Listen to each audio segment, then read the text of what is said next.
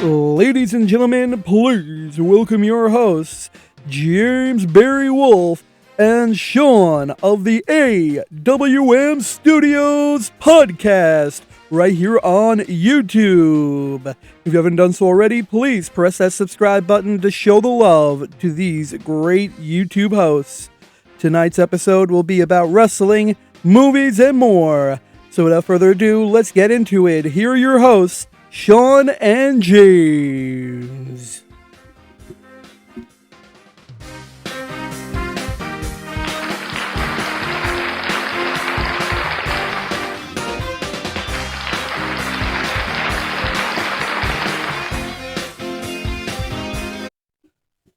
All right, Sean, welcome to the show. Welcome to the AWM Studios Podcast, right here on YouTube.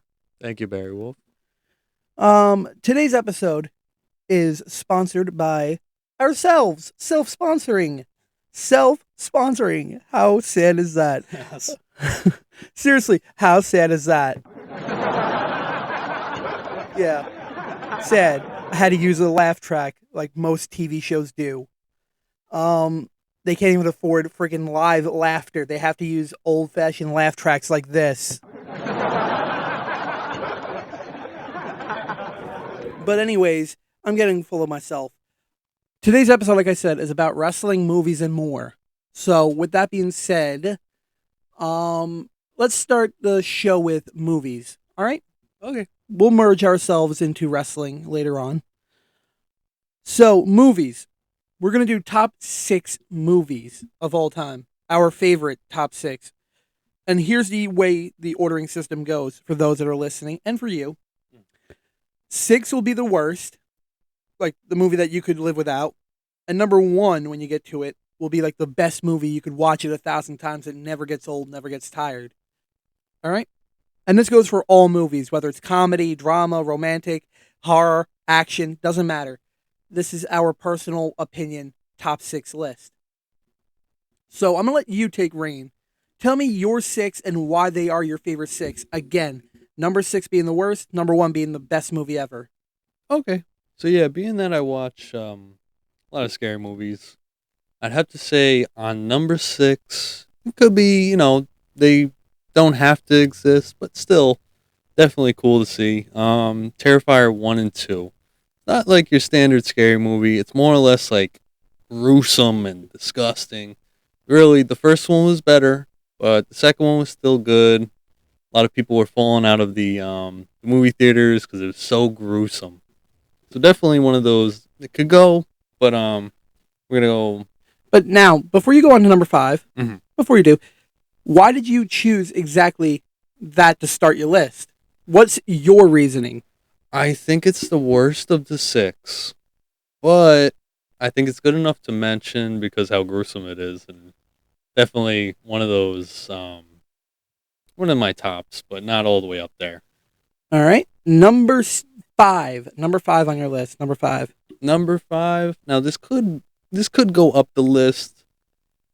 I would say Amityville Horror, with being that it had Ryan Reynolds. Ryan Reynolds played such a good part in that movie, and it is out in Amityville, so it's a great movie.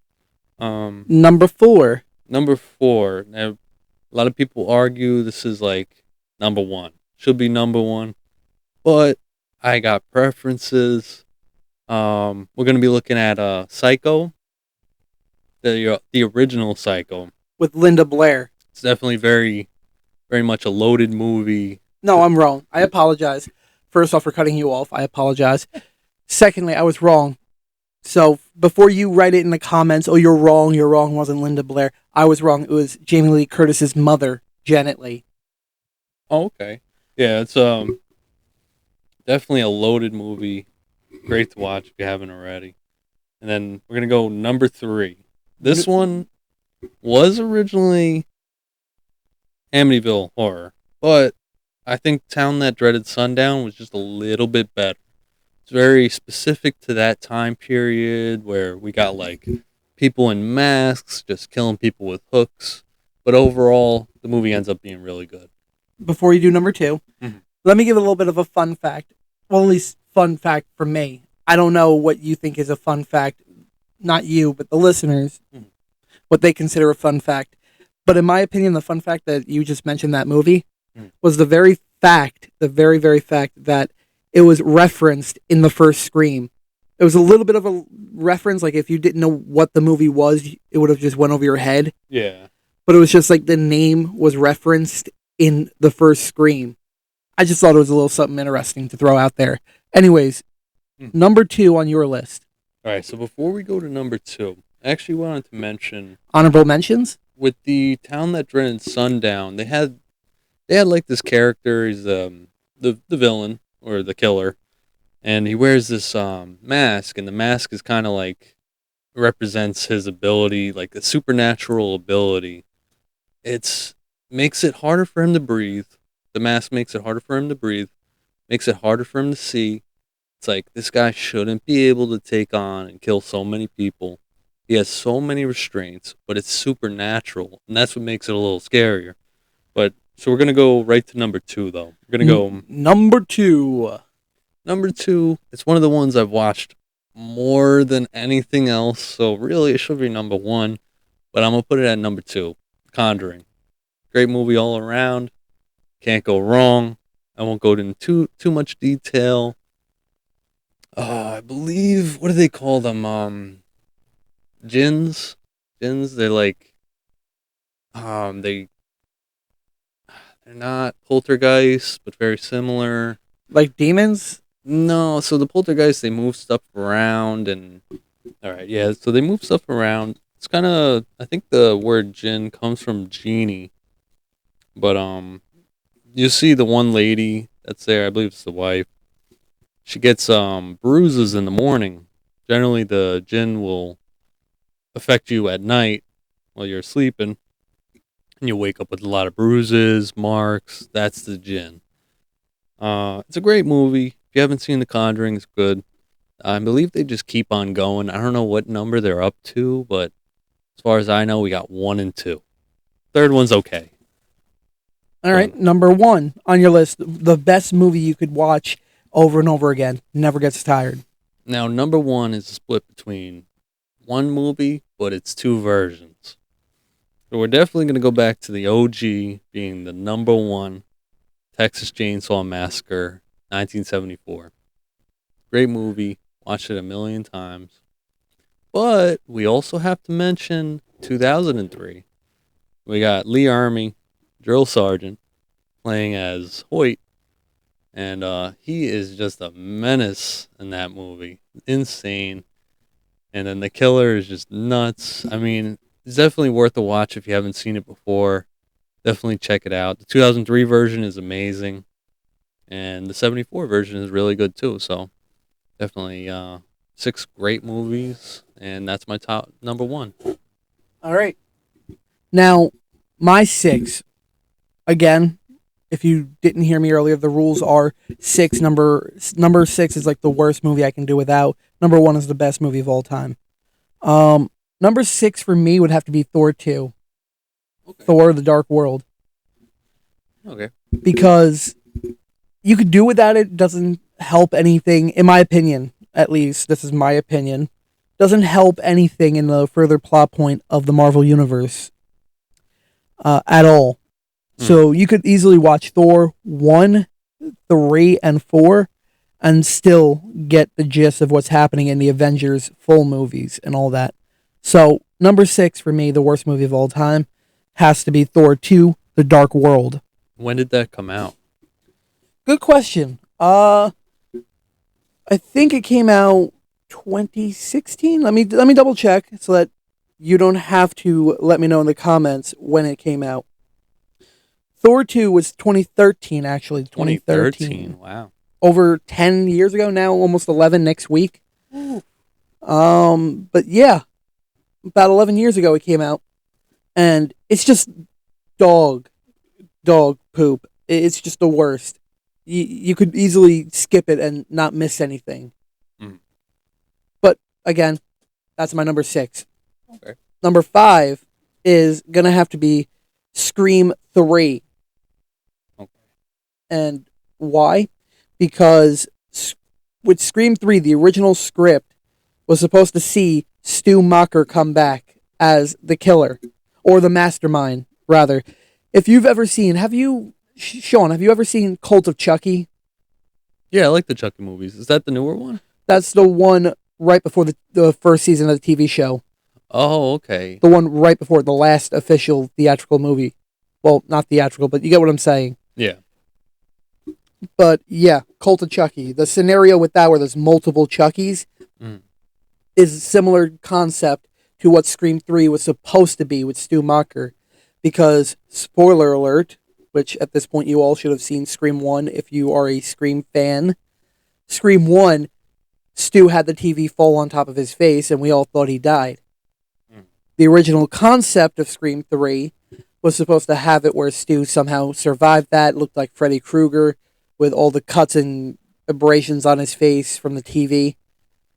But it was supposed to be a cult of killers from high school taking it upon themselves to basically immortalize Stu further and Billy Loomis even further, where they just committed crimes and killing and started torturing Sidney Prescott and it's just a crazy concept that never sadly got made.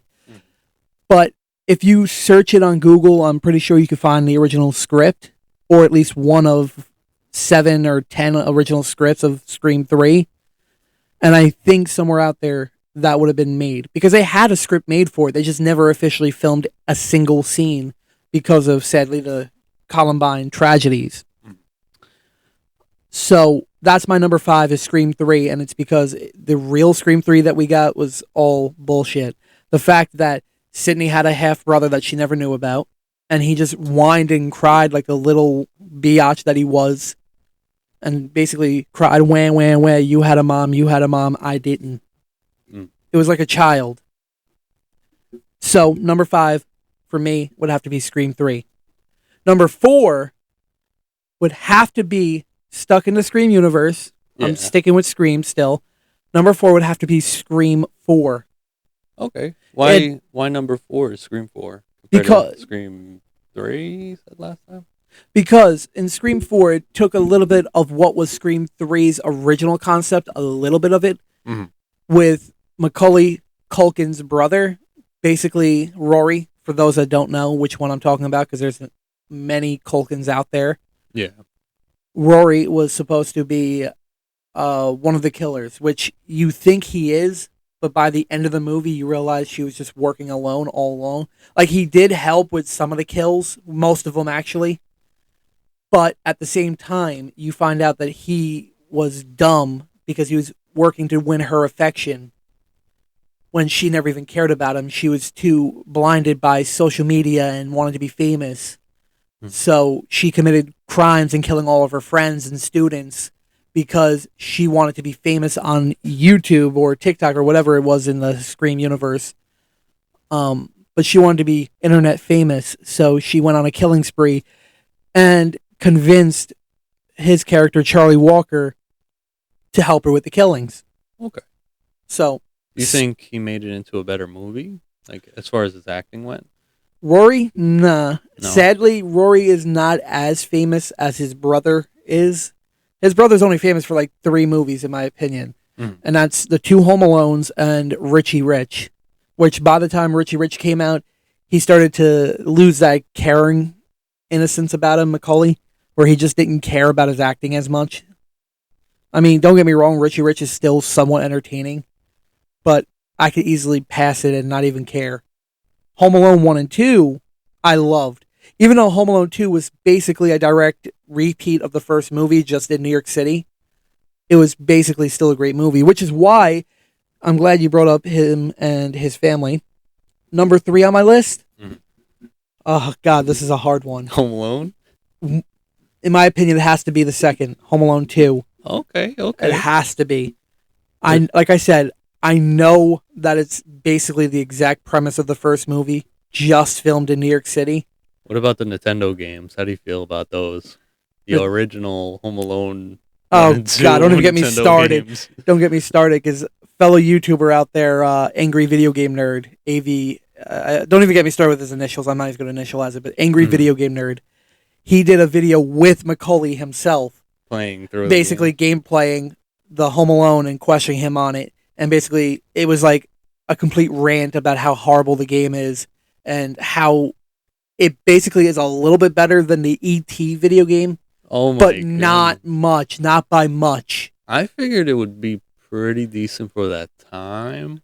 And now we're looking at it, we're like, oh. No, even for that time, because even Macaulay Culkin has said himself that the Home Alone game was dog shit. It was worse. It was bad even then? Yeah, Wow. 'Cause Yeah. they only had so many games back then. I mean, yeah. now we got Mario, so many. Yeah, but that was what number 3, I think, right? Number 3 or 4. Number 3.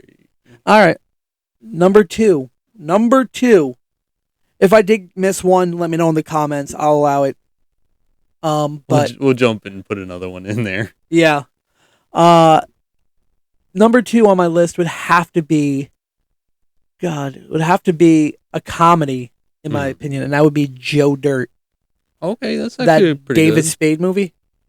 You see when they saw that, they found that dinosaur shit?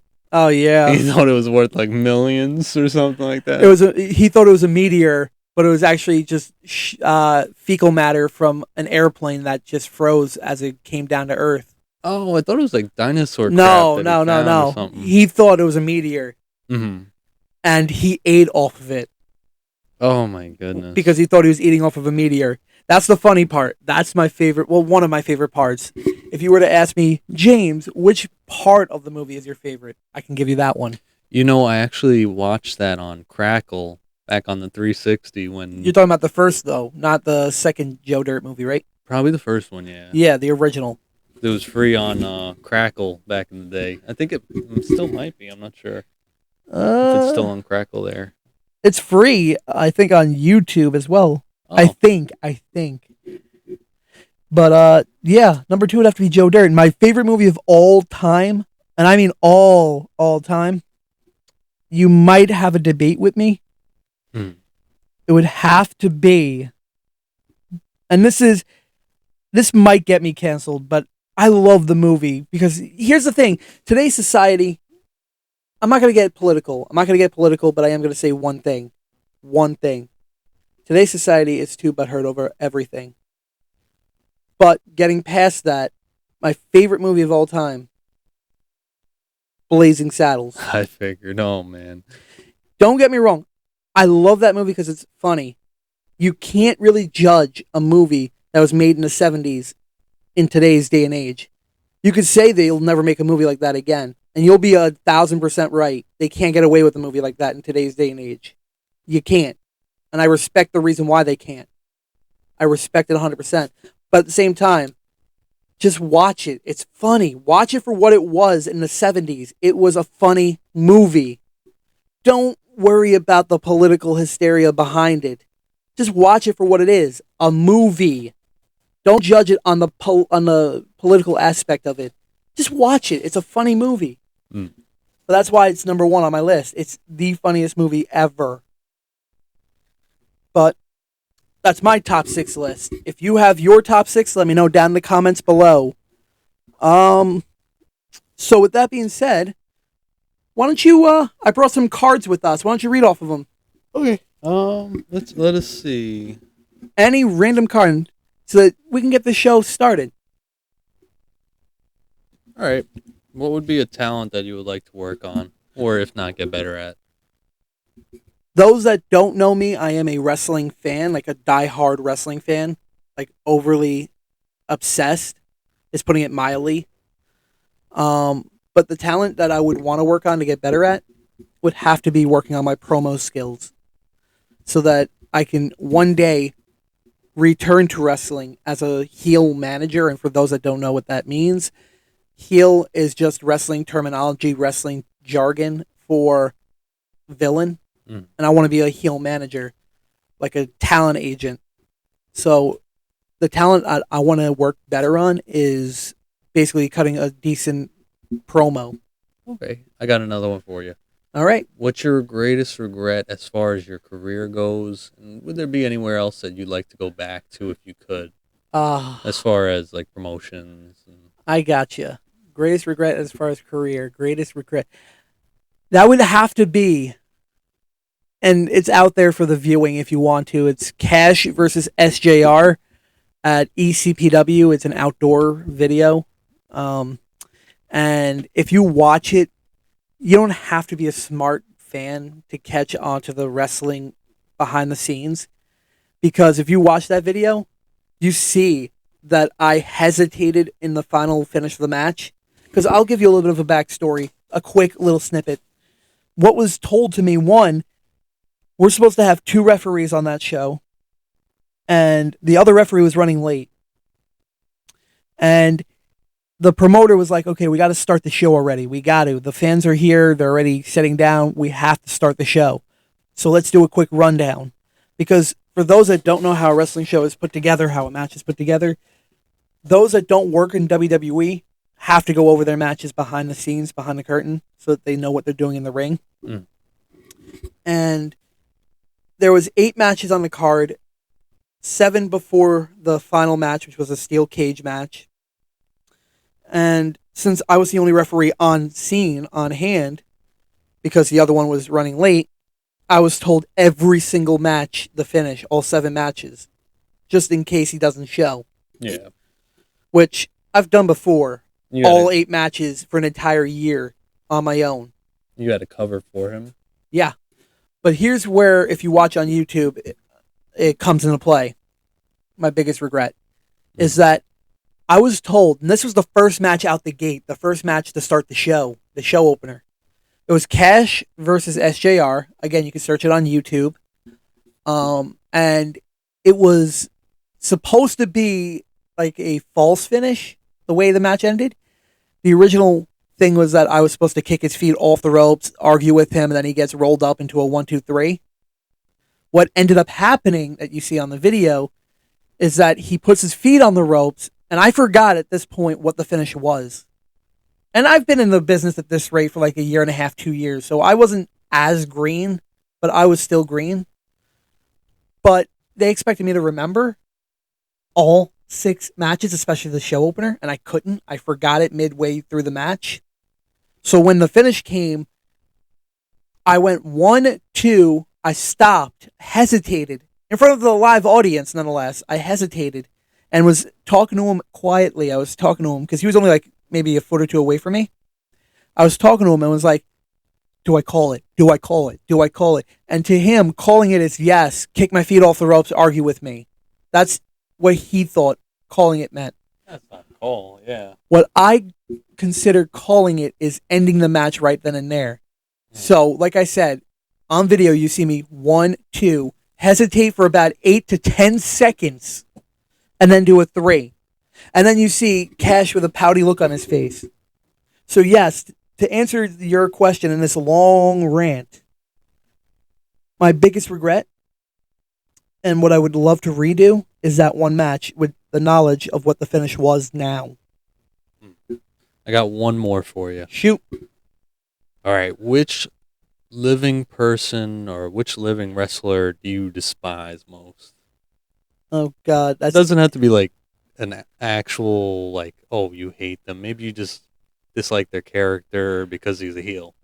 Okay. Nothing personal. It doesn't have to be personal, but you can make it personal if you want to. I got you. You know, get Barry a little...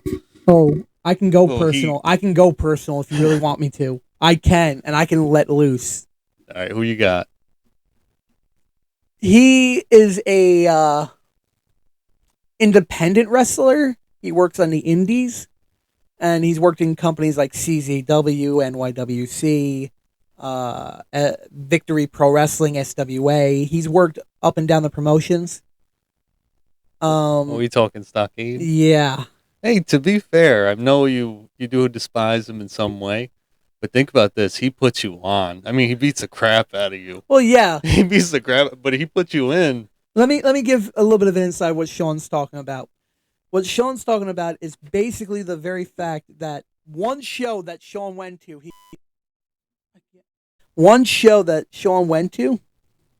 is that Stockade put me over so well. Okay, I'll give him the respect there. I'll give him a respect there. I'll give him another respect. He is that well known of a star Uh, on the Indies. He is well known. And he is respectable within reason. I try and show him respect. Here's where the falling out comes in.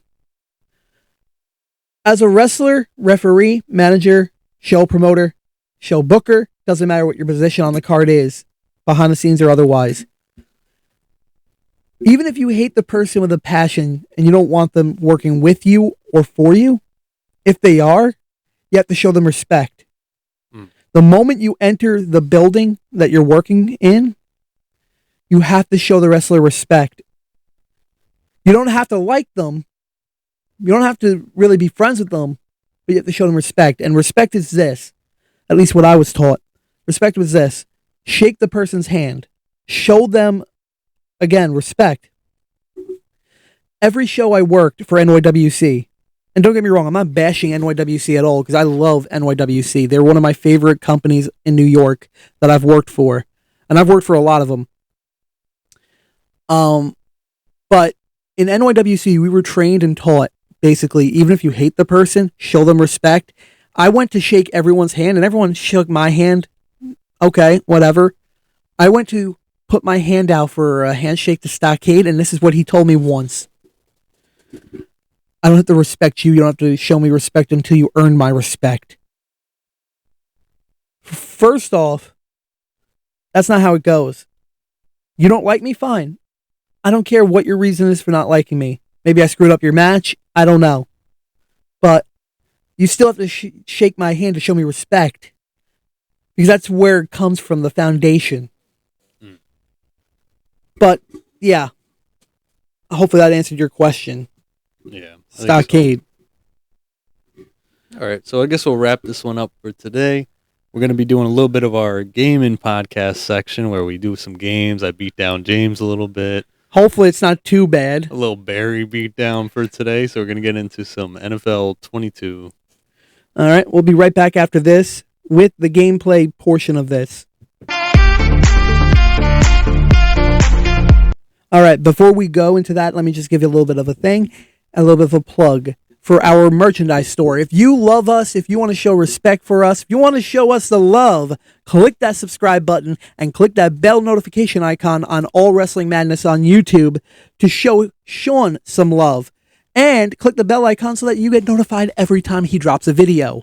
He doesn't do just wrestling content. He does gameplays of all kind. He does tech reviews, tech repairs, the works. So if you haven't seen any of his videos outside of this one, please do him the love and respect and support and click that subscribe button and click that bell icon so you get notified every single time that he drops a video. Also, want to make one last thing. Check out our merch store at bonfire.com/store/AWM Studios and enjoy some of our top of the line products that we have. Again, I'm Barry. That's been Sean. We're going to go into the next part of the video. See you then.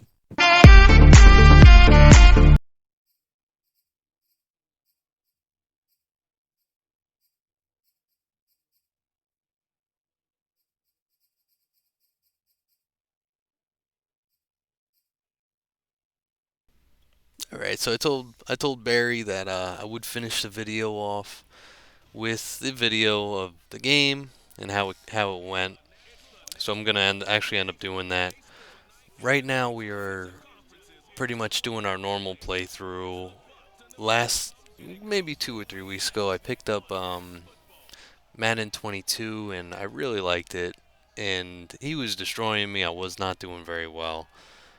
At some point, I was like, I give. I'm, you beat me bad. I lost. I know I lost. And I practiced a little bit, and then we came back. Here we are. And I feel a lot better about this game than the last few games that we did play, and I got completely destroyed. It was really bad. Absolutely embarrassing. I would never have expected to be shut out as badly as I was, but that's how good I am at NFL. Not so well. But So we got it was a hard pick because we played it with uneven teams. I figured out there is a way to set and even the teams. It's just a simple button. If the teams are really good and you're versing a team that's not so good or just not as good for that year or however, they may play differently or worse. It just really depends on the team. But if you even the teams, I'm pretty sure it leaves you pretty even to the point where you can actually win. Or it really depends who you're versing at that point. But here I got James is picking his usual Buccaneers. He likes Tom Brady, and Gronkowski's his favorite. So I'm trying to show him that I could take him down this time using the proper team to get at him. Someone that can rush him a little bit.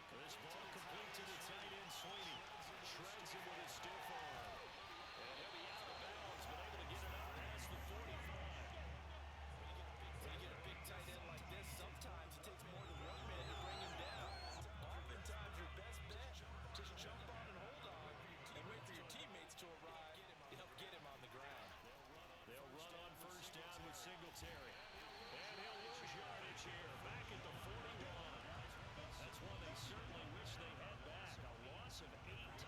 We continue to see so much of the influence on this game is now coming from those hybrid-type players.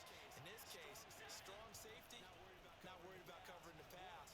What a play on the run. Tackled for a loss. Yeah, forget the pregame introductions. He introduced himself with authority on that play. It's a pickup of 17 there. And that'll bring up what looks to be a third and inches. Can't be more than a half a foot.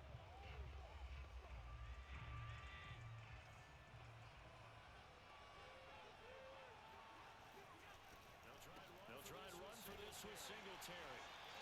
And he's going to head to first down at about the 38. Well, partner, what do you think? Might have been 4-down territory if they didn't pick it up, but... Yeah, it's a moot point now. I was curious, though, if they didn't get it there, would they have gone for it? I guess we'll never know. Yeah, we didn't have to make that call, but I have a feeling both of us would have said, go for it. Into double coverage, and it's intercepted. Picked off by Levante David. And the Buccaneers are in great shape here as they take over the 46-yard line. Well, a shaky start for both quarterbacks now. We had the interception on the opening drive, and now they throw it right back to him. So does that mean we're really kind of starting from the beginning, Brandon, right? Both of them have done it, so we kind of start from scratch. Looks to me like both of these defenses have done their homework, and they're executing quite well. The Tampa offense ready to get their drive started. Now a first carry for Giovanni Bernard. And this play will be blown up. He'll lose yardage back at the 38. It's a loss of 8 there at a first down play.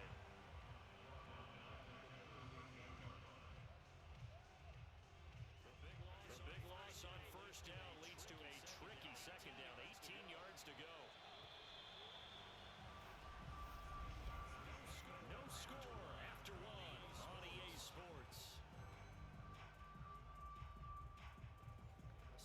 Second quarter now, and it's Buccaneer football as they've got it facing a second and long situation.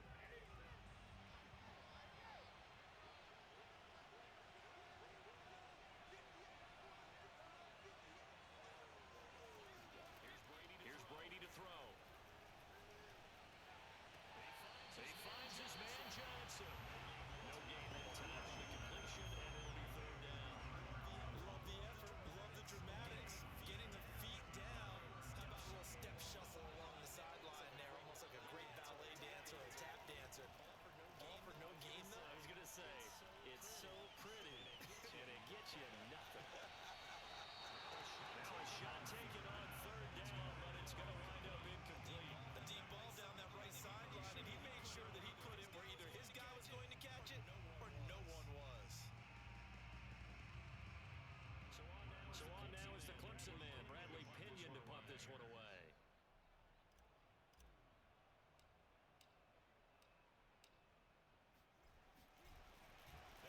And how about this, a fake? And he's going to go down, but a penalty marker too, and they might very well have jumped the snap there.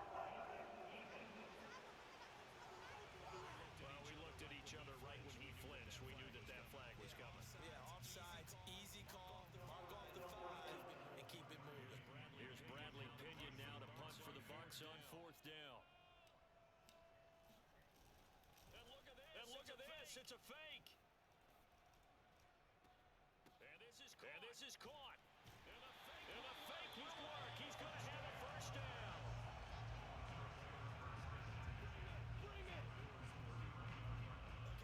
Okay, that was a fake punt, and it was successful. Throwing the football. I know you threw the football in your past off of a fake. Yeah, but unsuccessful back in my high school days. Old Tim Jones dropped it, hit him right in the numbers. But I'll tell you what, these guys, they love this opportunity, don't they? A chance to get involved. They certainly do, and many of them were quarterbacks or big-time players when they were in high school and college. So to get back doing what they did before, always fun. Play action, now it's Brady. Looking for Godwin, but it's intercepted. Picked up by Jordan Poyer. And the Blazers are going to take over at the 28-yard line. You don't see this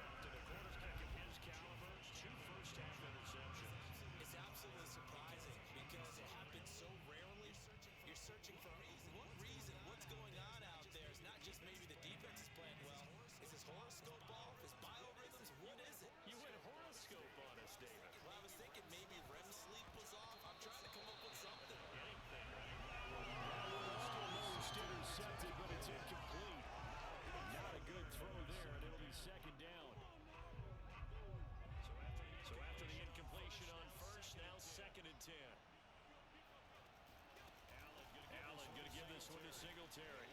He works his way forward for a couple up past the 30. That's a good start to this drive on the defensive side of the ball. Forcing completion on first down. Then you're able to shut down the running play on second. Yeah, I wouldn't be surprised now. A little bit of pressure going at the quarterback in an expected passing situation. Flush to his right. Shoves him away. And he'll go out of bounds. It looks like right at the 40.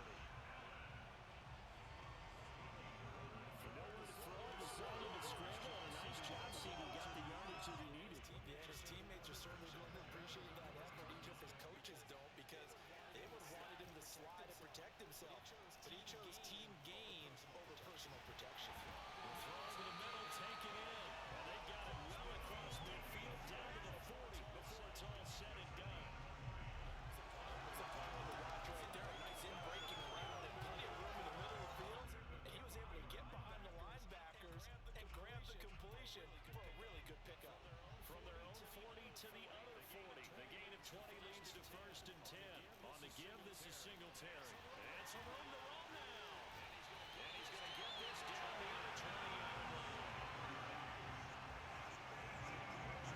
He's obviously a bit of a shorter running back. And sometimes when he goes over the middle like that, he gets lost in there and he pops out for 10, 20 yards. I actually asked NFL linebackers if that was true. Do you actually lose sight of some of the smaller running backs? And all of them confirmed that that can be a problem. Think of it this way. Two of the top running backs in NFL history, Emmitt Smith, Barry Sanders, both 5'10". Well, coaches always talk about finding balance on offense. How can you get much more balance than this? Big time run, big time pass. A 1-2 combination. Looked pretty good. How about that? Let's see if they can continue to take that kind of a punch there. And he is not going to go anywhere. They're going to get to him behind the line, and that is going to get us to the 2-minute warning.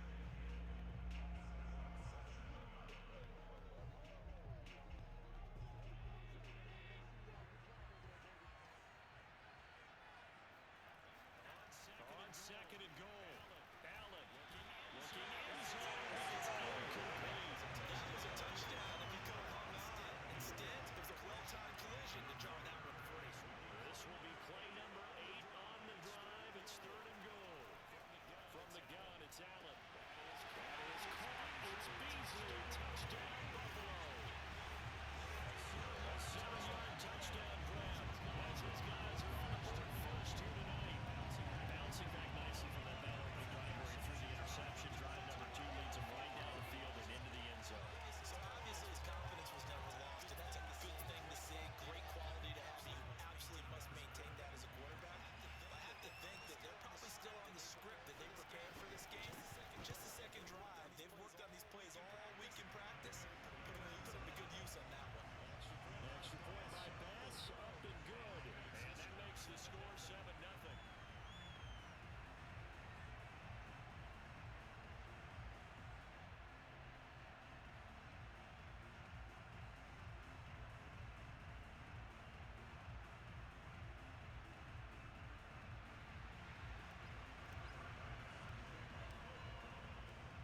After the touchdown, Bass to kick it away. And this will not be returnable. It's out of the back of the end zone for a touchback. Now the Buccaneer offense set to take over again. And 2 interceptions thrown here in this first half. You hear it, no matter the sport, they say the great athletes, they can kind of have a short-term memory, but that's easier said than done. It is easier said than done, but I played with a guy. You could see, even if he is like losing a little bit, he still is able to move forward with the ball. It's pretty hard to learn just how to stop anybody just from moving the ball just slightly every turn. You could use different plays to figure it out, but sometimes it's just a little hard. Brady's throw taken in by Evans here. And he's able.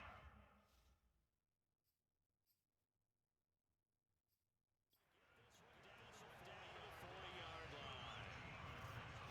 I like that one, partner. They go back-to-back. Excellent gains. And really, it shouldn't be a surprise who they were throwing the ball to. He's their best guy. Yeah, we knew that they would get him involved early. They're doubling down on getting him involved early.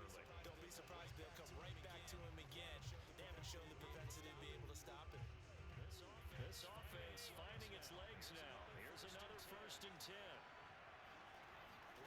Working from the gun, it's Brady. This is caught by Evans. Touchdown, Tampa Bay. Mike Evans, 40 yards. And the Buccaneers are an extra point away from tying up this football game. Boy, CD, it's one thing to watch a great run, but when it's a great run with broken contact, it's like a cherry on top. That was a nice play. Yeah, that's a run born out of ferociousness. He took off that initial contact, and in his mind just screamed, out of my way, and kept right on going, and wound up turning it into a big play.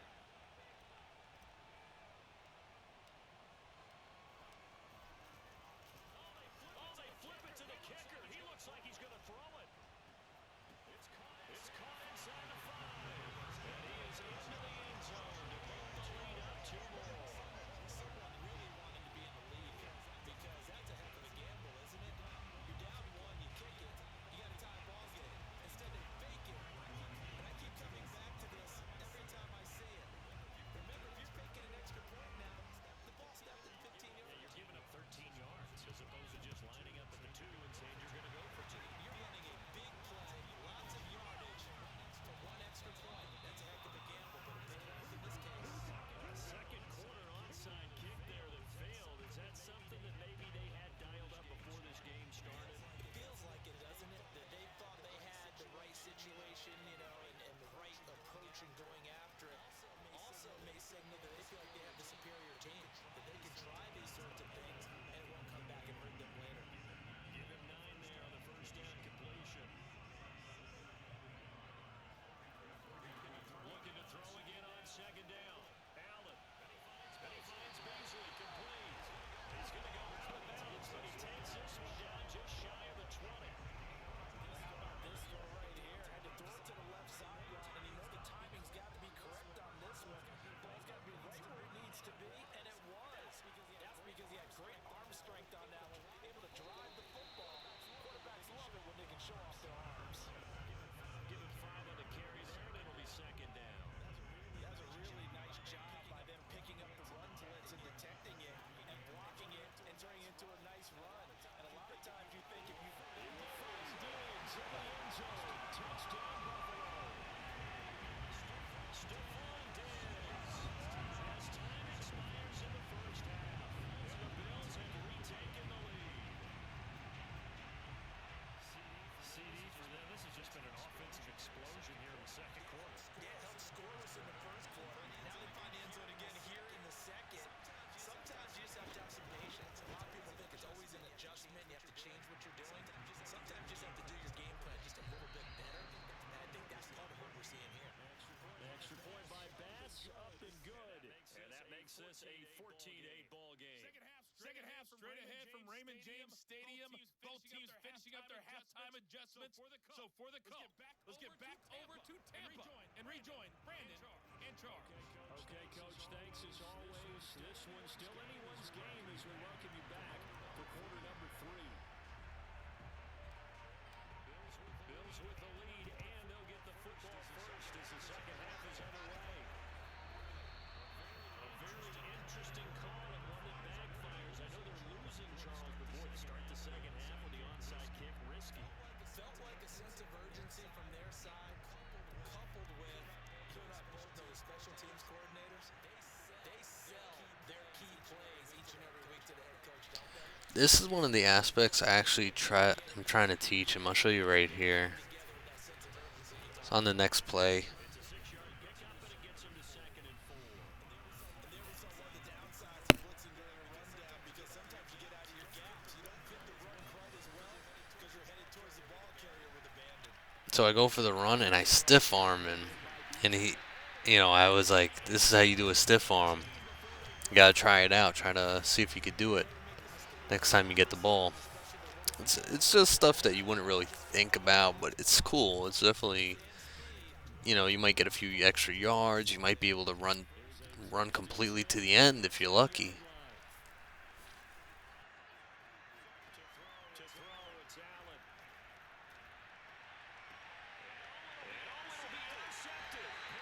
Picked up by Jamel Dean. And the Bucs are going to take possession here It's a touchback, and they'll take over at the 20-yard line.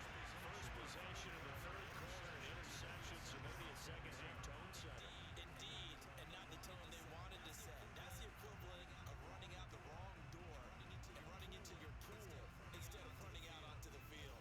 A real dud for that one. Has that happened to you before? No, but I've heard stories about teams actually doing that back in the good old days. Here comes the Buccaneers offense. They get their first reps of the second half. Things are starting to move in the right direction. They get the touchdown last drive, then their defense gets them the football back. Yeah, now they have a chance to get the lead if they can put something together here. I'm eager to see how they decide to do it. They want to be methodical, or they want to take the big strike and go after it right now. And he's going to lose yardage here back to the 14-yard line. That really sets him back. A loss of 6. This defense is just flat getting after it. They have not given up much of anything in the run game.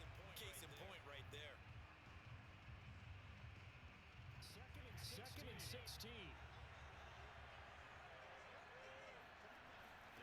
Now Brady. Toward the left sideline, but it's incomplete. You definitely won't like to hit on that one because now you've got a third and long showing up, and you just know the defense is going to be getting after it. They are pinning their ears back, and they are coming. An incomplete pass on that last play, and that means they'll need to come up with something here on third down. Airing this one out for Evans. And Brady going to be intercepted a third time. Picked up by Micah Hyde. And they'll set up shot right near midfield at the 49-yard line. Well, that's 3 picks he's now thrown in this game. And I know this, the holiday season, because here we are in December, right? It is the season of giving. Maybe for his own sake after the game, he may have to announce that he's donating certain amounts to charity for each interception that he threw. A good pickup there. 8 yards on the first down completion.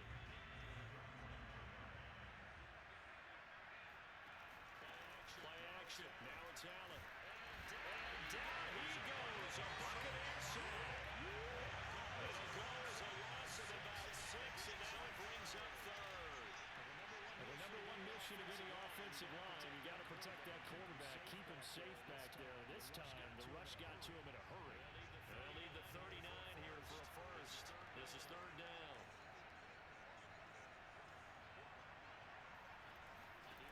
Here's Allen to throw it.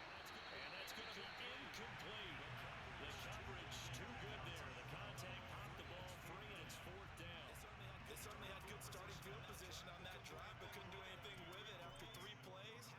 Have to admit that that's a disappointing end. And a fake here. Direct snap to the up man. And this is going to blow up in their faces. Not only do they not get the first, they're going to lose big yardage as well. So a definite surprise there. They try to fake punt, but this time it's going to blow up in their ball up to the 35 now as they come up on 1st and 10. Trying to shake off the interception from the last drive. He'll look to throw. Over the middle, he finds Godwin complete. And he's got this down close to the 20 before he's dropped. When you're playing a quarterback with some experience and some moxie, you enter the danger zone when you decide to blitz him, because if he's able to diagnose as he did on that play, he can hurt you downfield. He reads defenses so well, doesn't he? He really does, and the best part about that play for him, I don't think that was his primary target. I don't think so. And for the 4th time tonight, it's an interception. Picked up by Tremaine Edmonds, the linebacker. And the Bills are going to get it back here just past the 35. So that's back-to-back drives where they're throwing an interception. Ordinarily, we look at the offense and say, what's going on with your scheme? Maybe we should look at the defense and just give them a whole lot of credit. They've got them frustrated right now. The Bills come to the line to start their next drive. So after the INT, it's Allen. And he finds his man, that's Sweeney. And he'll be out of bounds after getting this one across the 40. 7 yards, the pickup there. The coaches always harp on the quarterback reading the defense and getting into the open man. That's good recognition there. How about what he did after the catch? Get your tight end, let him get some rack. Yeah, but when he gets moving, not many guys want to come over and put a hit on him, do they? And they'll get this well past midfield before being stopped just before the 35. And as a quarterback, you're always pleased when you can use all the weapons at your disposal. Here he spots his fullback underneath, gets the completion right there.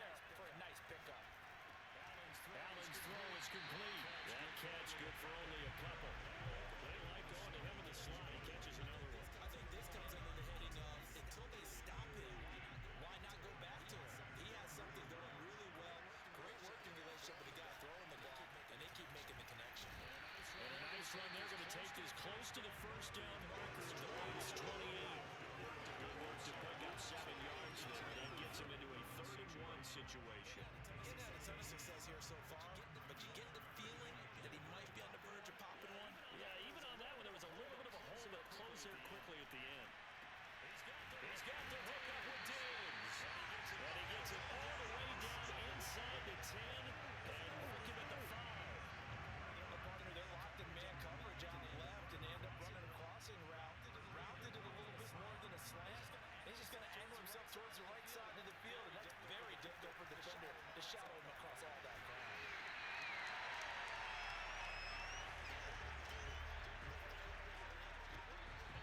And now in Tampa, 3 quarters have come and gone. We'll return with more after this break. You're watching the NFL on EA Sports. Flag comes in. This might be a free play.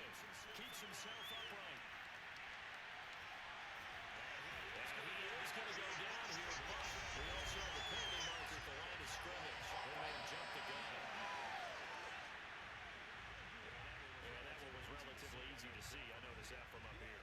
Yeah, it doesn't take a whole lot, does it? Sometimes you get multiples, but I always love on these offsides is when each side points at the other. Hey, you did it. No, you did it. They deciphered that one correctly. Now the Bucs going to use the first of their timeouts. That'll leave them with 2 remaining. We'll be back after this.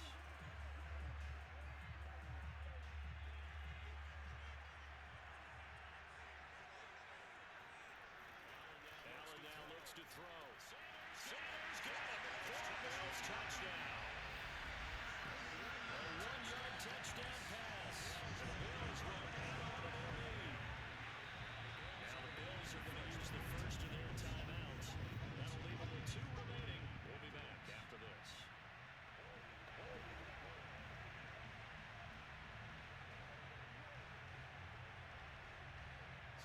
So Allen breaks them, and his guys will go for 2 here. And they'll try and run it in with Singletary. And he will get into the end zone to extend the lead by 2 more.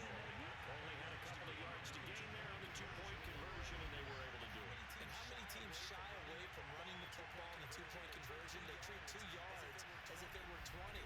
If you're a good team running the ball, go to your strength. Go ahead and push it into the end zone. Yeah, they did. It worked.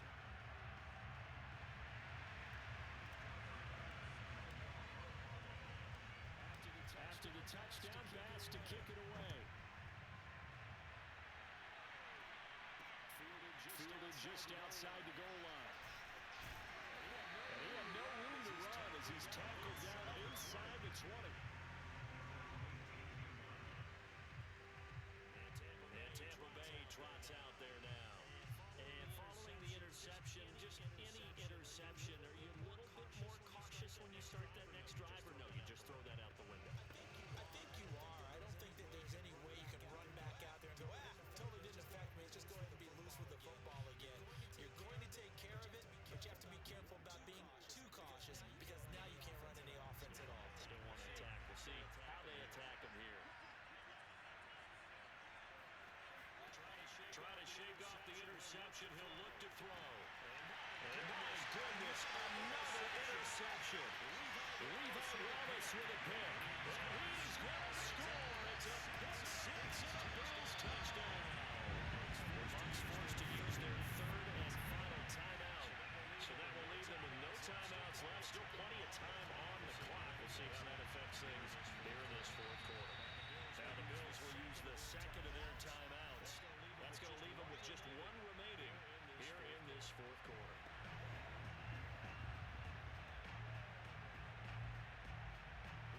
Here's Bass now for the extra point.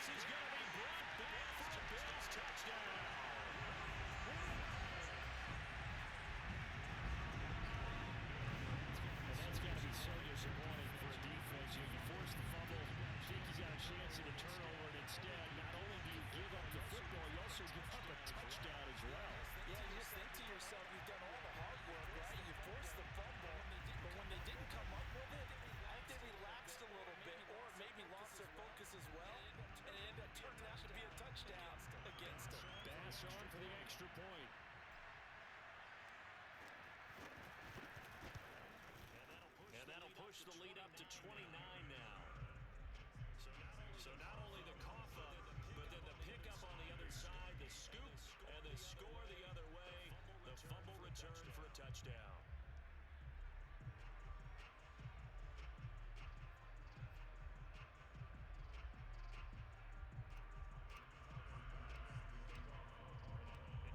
And you can bet they're preaching two hands on the ball here as the kick's away following that fumble return. And no effort to bring this one out. It's a touchback. Back now comes Tampa Bay. And you can sort of sense their dejection. That last pick six put the icing on the cake, so to speak, in what has been a rough go for them.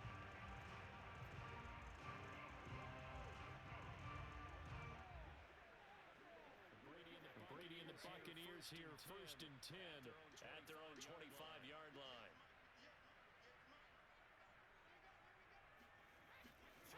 Throwing to start the drive.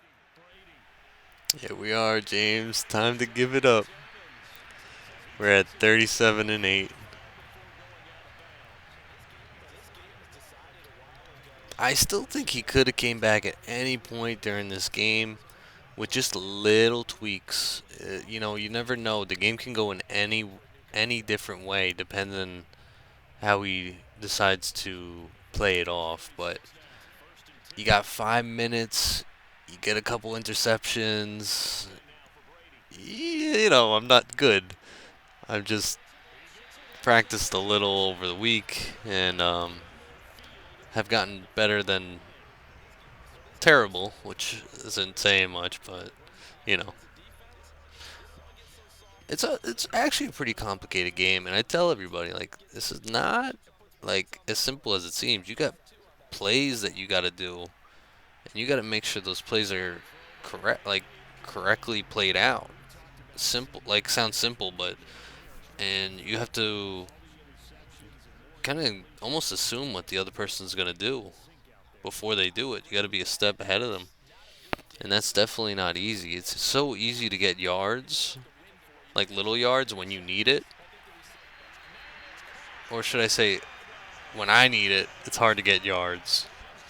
But for the other person, when you're trying to get them to stop making yardage, it can be really difficult because somehow they just always push forward a little bit. Even this, you never know. You see, some balls get away from you, and that's it. You got a touchdown.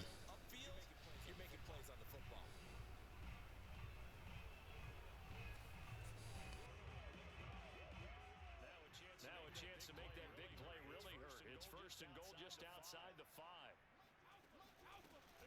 They'll try and run for it with Fournette. And that'll get a pathway there as he takes it from the 6 to the 3-yard line.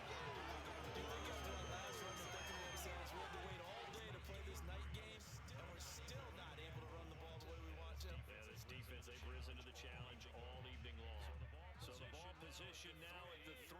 Here's 2nd and goal. From the gun, it's Brady. Toward the end zone, but that's going to wind up incomplete. At this point in the game, they've got to continue to try anything they can. They're still working at it, even though this one feels like a long shot. I think once we start like playing more and more, we're gonna get more practice. He's gonna get better. I'm gonna get better. The game's gonna be overall just more competitive, you know. Where it's at right now in this video, it's not competitive enough, but we still have a lot to learn. And it just happened that I did take some time to practice on my own, so it kind of screwed him a little bit. But I told him, hey, you know what? If you want, I'll give you a game, whatever you need, a football game or whatever. If you want to practice a little bit on your own, come back. You know, we could go a little harder and it'll be a lot more competitive, easily. All it takes is just a little bit of practice and you can get basically to where I'm at. It doesn't take much. Most people pick up the game and they're already playing at the highest difficulty. And it's crazy because I'm barely at playing at the harder difficulties. I'm doing normal. I'm doing hard if I have to, but like I'm really not trying to play on hard all the time. It's too much, especially if you have to do like certain specific goals that you have to get. With us, it's just, hey, let's just play, let's have a good time. Whoever wins wins. If you win, well, that sucks, but it's good. It's good for the winner, really. At the end of the day, it's just a game, and it's, you know, is what it is. Inside the 20, a short kick. And not much happening on the return as he'll get this to about the 23.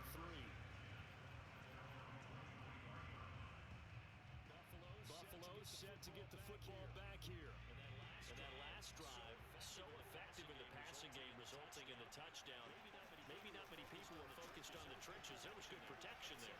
Excellent protection. So now defensively, you've almost got to get down to those starting blocks like you're a sprinter.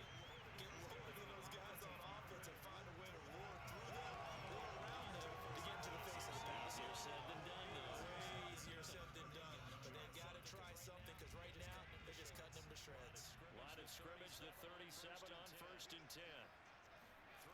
Throwing now is Allen. Quick hitter here, it's complete. There he goes, left side. Pushes past it. And all the way down inside the 25 before he gets out of bounds. A big play here for Buffalo. Boy, another big play late here for an offense, Charles, that certainly has had its fair share of big plays. Coverage has been a problem all game long, and I would say that going along with that has been confidence. Because even if they had the right coverage, they've still dented it, and that's been a real issue for them during this game. And that's good for a pickup of 10 yards. And that'll bring up the second in just about a few inches here. You can see the time and effort and thought that they put into their passing game because it was evident right there. It looks like a simple pitch and catch, but you and I both know that they have planned for this and worked hard to make it happen. Firing quickly here, and that's complete. And the Bills are going to have a 1st and goal as he's taken down at about the 8-yard line. And defensively, they were in zone coverage there. Do you have to be a little careful? You're losing, playing against a good quarterback like he is, to not play too much zone? Yeah, you have to be careful about how much time you're giving up. I think it's a good point you just brought up. So maybe if you still want to play zone, you go to a zone blitz scheme, and you can drop anyone out of your defensive front. In the front, Diggs in the end zone. Touchdown, Buffalo. Stephon Diggs. His second touchdown of the night. And the Bills continue to pour it on. Yeah, definitely a good day's work throwing the football. Very good day's work. A 4th touchdown pass as they're really pouring it on. Yeah, so much for going into clock mode after getting that touchdown, right? Because you were Oh, they pitch to the tight end. It's a fake. And he will step out of bounds. Oh, what a mistake there. And the 2-point try will be unsuccessful. another not asking me, but I'll give you my opinion anyway. I think it's time to erase that play from the call sheet. I guess they figure with the big lead they can experiment a little bit. But all in all, just go ahead and put that play on ice.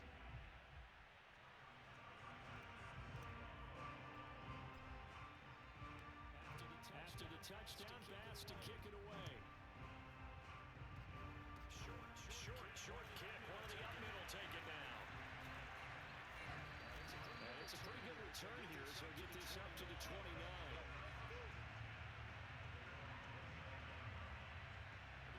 The attention shifting back to Chris Godwin and the rest of the Tampa offense. Let's see here, Charles. 6 catches, over 100 yards. Call that a pretty good day at the office. And I love the accumulation, the catches, the yardage. That means he's having a pretty good impact on this ball game and really helping his team out in big ways. He wants the football again, right? And it's funny because some of these receivers are very vocal about how much they're getting it. Others are quiet, but they still let you know, give me the ball, I'm going to make a play. Just 2 minutes remaining here in the 4th quarter of what has been a one-sided affair.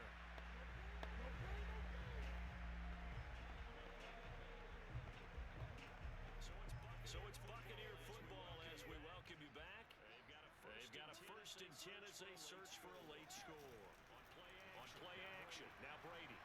He's going to let it fly. And this one is incomplete. His defense was definitely limited the possibility of the deep ball, and even more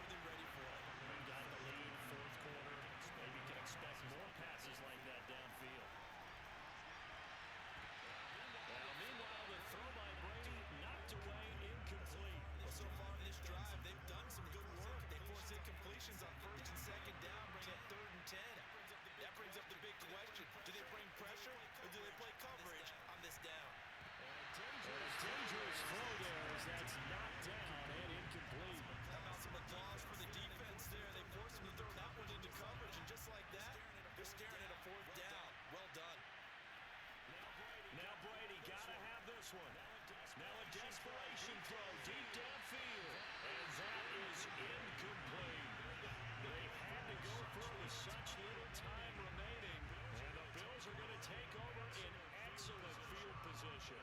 So they tried to go for it for pride, but it really wouldn't matter. This one, it was already determined. No doubt about it. This one was over a while ago.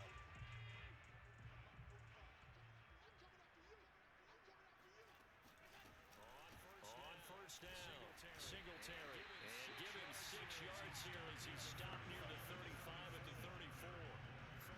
Frustrating for a defense. This is where the game pretty much ends, but thanks again, guys, for watching. If you guys did stick around this long, thank you so much. Again, if you enjoyed the podcast, definitely share it, like it, subscribe it, however you're feeling. We're going to have a lot more coming.